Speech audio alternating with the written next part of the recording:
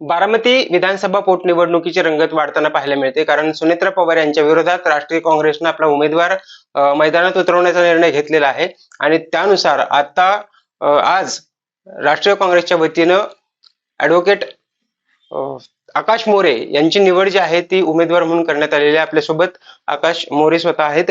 Sir, खूप खूप अभिनंदन तुमचं. थँक्यू. तुम्हाला उमेदवारी जाहीर झाली आहे, काय भावना आहे पहिली? आनंद तर आहेच, पण त्याचबरोबर एक मोठी जबाबदारी आहे. काँग्रेसने जो विश्वास टाकलेला आहे तो विश्वास सार्थ करणं आहे. त्याचबरोबर बारामतीतले काही बऱ्याचशा लोकांच्या मनातले जे प्रश्न आहेत ते लोकांच्या पुढे आणणं, अशा बरेचसे विषय घेऊन आम्ही ही निवडणूक लढवणार आहे. त्यामुळं आम्ही एक जबाबदारीने अत्यंत सक्षमपणे ही निवडणूक आम्ही लढवत आहोत. खरं तर अजितदादांच्या निधनानंतर ही निवडणूक होतीये. अजितदादांच्या इथून पाठीमागचा जो कारकीर्द आहे, त्यांचं राजकीय कारकीर्द पाहिलीत किंवा विकासाच्या कामांचा डोंगर उभा केलाय असं म्हटलं जातंय. आता त्या पार्श्वभूमीवर तुम्ही कसं लोकांना अपील करणार आहात, कसं पटवून देणार आहात की तुम्ही सक्षम उमेदवार आहात? बरेचसे मुद्दे आहेत. तसं म्हणजे बारामतीमध्ये काही भाग सुधारलेला आहे, डेव्हलप झालेला आहे, नाही असं नाही. पण जिरायती भागामध्ये अजून पाण्याचा प्रश्न आहे.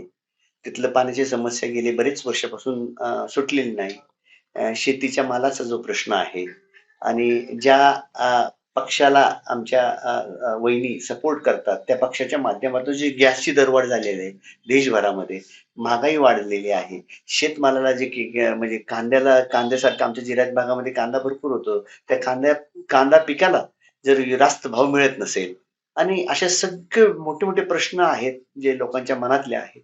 त्या प्रश्नाला वाचा फोडवण्यासाठी आमची ही इलेक्शनची उमेदवारी आहे. खरं तर निवडणूक जाहीर झाल्यापासून ही निवडणूक बिनविरोध होईल असं म्हटलं जातं. कारण एकीकडं अजितदादांच्या निधनामुळे तालुक्यात सहानुभूतीची लाट आहे. अशा वेळी उमेदवारी तुम्हाला दिली आहे, किती आव्हान वाटतंय या सगळ्या निवडणुकीमध्ये? कारण राष्ट्रवादी काँग्रेसचे जे कार्यकर्ते आहेत ते आता सध्या फक्त मताधिक्यावर चर्चा करत होते. ही आम्ही मताधिक्याच्यावर संबंधच नाही, म्हणजे हार-जीतचा संबंधच नाहीये. ही लोकशाही टिकवणं. तुम्ही कुठल्या बाजूला, न्याय का अन्यायाच्या विरुद्ध, म्हणजे नीती का अनितीच्या विरुद्ध तुम्ही कुठल्या बाजूला आहात? ही इलेक्शन आहे. आम्ही असं म्हणतो की ही इलेक्शन लोकशाही वाचवण्याची आहे, संविधान वाचवण्याची आहे. जी काही दिवसाढवळ्या आपल्या फडणवीसांच्या कॅबिनेट मधला एक मंत्री ज्यावेळेस मुस्लिमांच्या विषयी गरळ ओकतो, मायनॉरिटी विषयी गरळ ओकतो, दलितांविषयी गरळ ओकतो, आमच्या ख्रिश्चन समाजाविषयी गरळ, या विषयाचा काहीतरी त्यांना दंड मिळावा किंवा काहीतरी त्यांच्यावर कारवाई व्हावी, ही काहीच करत नाही. किंबहुना या लोकांना कळत न कळत आदरणीय मुख्यमंत्री साहेबांचा पाठिंबा आहे असं वाटतं आणि त्यामुळे महाराष्ट्रातलं जे राजकारण रसातळाला गेलं ते रसातळाला नव्हतं. आदरणीय शरद पवार होते त्यावेळेस डिग्निटी होती राजकारणामध्ये. लोक टीका करायची, मतभेद व्हायचे पण मनभेद नसायचे. आता सध्या मनभेद खूप झालेले आहेत. विरोधी बेल्ट खूप बोलतात. अशा पद्धतीचं जे राजकारण चाललंय, जे काही तरुण पिढीला आवडत नाही किंवा जुन्या लोकांना सुद्धा तशा पद्धतीचं राजकारण नकोच आहे. महिला राजकारणामध्ये येण्यास थोडं नको म्हणतो. अशा पद्धतीच्या ज्यावेळेस माहोलमध्ये ज्यावेळेस आपण लढत असतो त्यावेळेस हे सगळं सुधारण्यासाठी आमची उमेदवारी आहे. तर त्यामुळे आम्ही हार-जीतचा कधीच विचार नाही केला. आम्ही प्रामाणिकपणे लोकांचे प्रश्न घेऊन लोकांना मताचा अधिकार देणार आहोत की ते ठरवतील कोणाला मतदान करायचं. त्यासाठी आम्ही हा ठास आहे आमचा. तुम्ही आता शरद पवारांचा उल्लेख केला. शरद पवारांचा पक्ष देखील बारामतीमध्ये उमेदवार देणार नाही असं किंवा त्यांची देखील मागणी होती की निवडणूक बिनविरोध व्हावी. तुमचा सहयोगी पक्ष आहे शरद पवारांचा पक्ष, म्हणजे कसं बघता? सहयोगी पक्ष आहे त्याला कसं त्यांचा कुटुंबातला ते निर्णय असेल, असू शकतं. म्हणजे कुटुंबातला एक माणूस गेला तर आपण भावना असते. यामुळं काय ते काय हे होत नाही की म्हणजे रीत होत नाही की बाबा तुमचे असं झालं. कारण का भाजपनेच ही पद्धत सगळी मोडलेली आहे. म्हणजे उदाहरण घेतलं तर पंढरपूरची जी जागा होती मालकींची, त्यांचे वडील गेल्यानंतर मुलगा लढला आणि मुलाच्या विरुद्ध भाजपने उमेदवार दिला. त्याचबरोबर जाधव मॅडम आहेत. त्याचबरोबर नांदेड मधली लोकसभेची सीट असेल किंवा अंतापूरकरांच्या प्रत्येक ठिकाणी भाजपने उमेदवार दिलेला आहे. मग सोयीस्कररित्या तुम्ही बिनविरोध करणं हे लोकांपर्यंत न्याय हा न्याय सर्वांना न्याय एकसारखाच व्हावा असं आम्हाला वाटतं आणि आम्ही त्या पद्धतीने भूमिका मांडतोय. काल तुम्ही सांगितलं की अजितदादांना न्याय देण्यासाठी तुमची उमेदवारी आहे. काल तुम्ही सांगितलं, उल्लेख केला होता. पण सुनेत्रा वहिनींच्याच विरोधात तुम्ही निवडणूक लढवताय. अ, किती प्रेशर वाटतंय? कारण बारामतीतला विचार पाहिला आपण तर बारामतीमध्ये राष्ट्रवादी काँग्रेसचं जास्त प्राबल्य आहे. अशा वेळी तुम्ही किती लोक आहात, कार्यकर्ते आहात? काँग्रेसची अवस्था काय आहे बारामतीमधली, कशी आहे? तरी मुठभर कार्यकर्ते असलं तरी आम्ही पुरून उरणारे कार्यकर्ते आहोत. आम्ही आमचा मुद्दा तर प्रत्येकाने मांडवला. म्हणजे अजित पवार ज्यावेळेस हयात असताना मी त्यांच्या विरुद्ध निवडणूक लढवली आणि ते सुद्धा डिग्निटीने लढवली. आमचे म्हणजे आम्ही मतभेद नक्कीच होते आमच्यामध्ये, मनभेद नव्हते. म्हणजे आम्ही एकमेकावर अ, एखाद्या विषयावर आम्ही बोलायचो. म्हणजे मी इथंच बोलायचो कारण ते मोठे असल्यामुळे ते काही उत्तर त्यांच्याकडे राईट होतं उत्तर द्यायचं नाही. पण आम्ही अत्यंत प्रखरतेने लोकांच्या भावना, लोकांचे मुद्दे घेऊन आम्ही इलेक्शन लढवलेले आहे. त्याच पद्धतीने ही सुद्धा इलेक्शन आहे. बरेचशा लोकांच्या बहुजन समाजातल्या, महाराष्ट्रातल्या बहुजन समाजातल्या डोक्यातले बरेचसे प्रश्न आहेत. ते अनुत्तरीण आहेत. आणि आम्हाला वाटतं की हे कुटुंब कुठं ना कुठं अ, अ, एक आता अडचणीत सापडलेलं आहे. ते नाही बोलू शकत, पण आम्ही बोलू शकतो. आम्ही ॲज अ बारामतीकर आम्ही पण अजित पवार आमच्याच कुटुंबातला एक माणूस होता. तर ते नाही ते त्यांच्या घरातले बोलू शकत नाही. काही असेल, प्रेशर असेल, काय असेल, काय असेल. पण आम्ही बोलू शकतो. आम्ही याला न्याय मागू शकतो. त्यासाठी आमचा हा या प्रयत्न आहे. निवडणुकीच्या माध्यमातून तुम्ही अजितदादांना न्याय मागणार आहात, लोकांपर्यंत हा मुद्दा पोहोचवणार आहात की अजितदादांच्या अपघाताची चौकशी देखील होत नाहीये? हो, अगदी, अगदी. म्हणजे एफ-आय-आर नोंदवून घेतले नाही महाराष्ट्रात. हे एवढ्याच केवढी मोठी दुर्दैव आहे. महाराष्ट्रातला एक 2 नंबरचा प्रमुख म्हणजे आमचा सरपंचचा प्रमुख आणि महाराष्ट्रातला 2 नंबरचा प्रमुख माणूस ज्यावेळेस अपघातात जातो, तर अकाउंटेबिलिटी कोणावर पण घेत नाही. सगळे लोकं म्हणजे म्हणजे काहीच होत नाही. म्हणजे आपल्याला माहिती आहे की तो विमान मालकाला पण सुद्धा काही नाही झालं. हे सगळे प्रश्न अनुत्तरित आहेत. त्या प्रश्नाला वाचावत बसले आणि ही निवडणूक लढवत आहोत. अ, निवडणूक लढवणार आहात तुम्ही. पण मला एक सांगा की ज्या पद्धतीनं आता सगळं राजकारण सुरू आहे, बारामतीतलं असेल किंवा ह्याच्यातलं, तर कशा पद्धतीने तुम्ही लोकांपर्यंत कुठले कुठले प्रमुख मुद्दे, कारण तुम्ही आता जिरायती भागातल्या पाण्याचा प्रश्न उपस्थित केलात, असे कुठले मुद्दे जाणवत आहेत जे प्रश्न सुटायला पाहिजे होते पण ते सुटलेले नाहीयेत? अजितदादांच्या काळात सत्तेत ते सुटायला पाहिजे होते पण सुटलेले नाहीयेत. मग जैरत भागातल्या पाण्याचा प्रश्न आतापर्यंत सुटला पाहिजे होता. म्हणजे आता काही प्रमाणात थोडंसं त्यात बजेटमध्ये आलेलं आहे, काय आलं, पण ते कधी काम चालू होणार? सरकारच एवढं कर्जाच्या ह्याच्यात अडकलेलं आहे.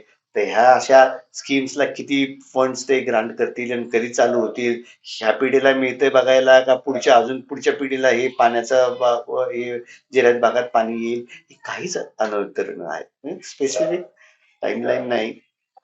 अशा पद्धतीचं त्यांनी काही सिरियसली काही राज्य करत नाहीत ते. त्यामुळे आम्ही हा आमचा उमेदवारीचा अट्टहास. अजितदादांशी किती निवडणुका लढलात तुम्ही आणि कुठल्या कुठल्या पदांवर तुम्ही काँग्रेसच्या कुठल्या कुठल्या पदांवर काम केलेलं आहात? कुठल्या कुठल्या निवडणुका प्रामुख्याने अजितदादांच्या विरोधात लढलात, सोबत लढलात? नाही, बऱ्याच म्हणजे वर्षापासून अजित पवारांचा जो पक्ष आहे त्याच्या विरुद्धच लढत आहोत.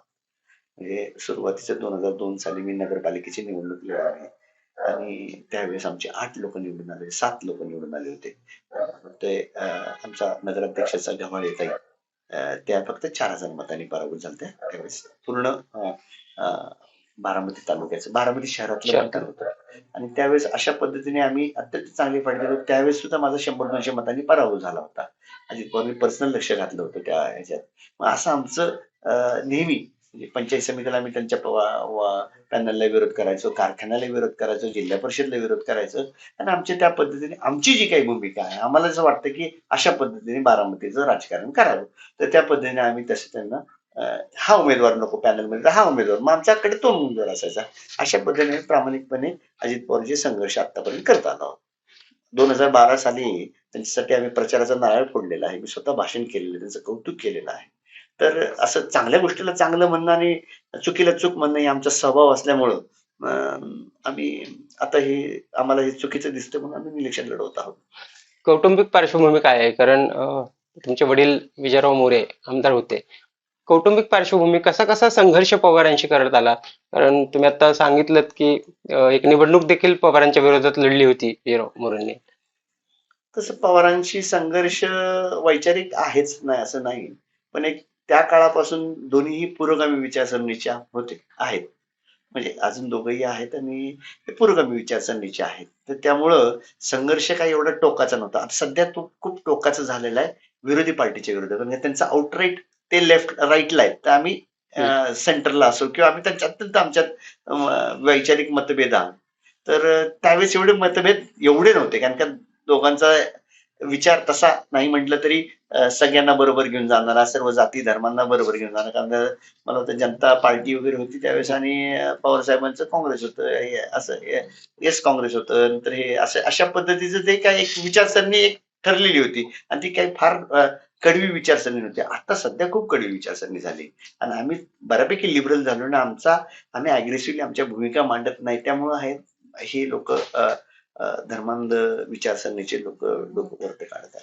तर त्याला आम्ही कुठे चाप देण्यासाठी आम्ही आमच्या आम्ही निवडणुकीला सामोरे जात आहोत. ह्यालाच विरोध आहे. आम्हाला काय सुनेत्रा ताई त्यांच्या पक्षाला विरोध नाही, त्यांना विरोध नाही. पण ज्या पक्षाला ते सपोर्ट करत आहेत त्या पक्षाचा आमचा वैचारिक विरोध आहे. त्या पक्षाला आम्ही विरोध करणार आहोत.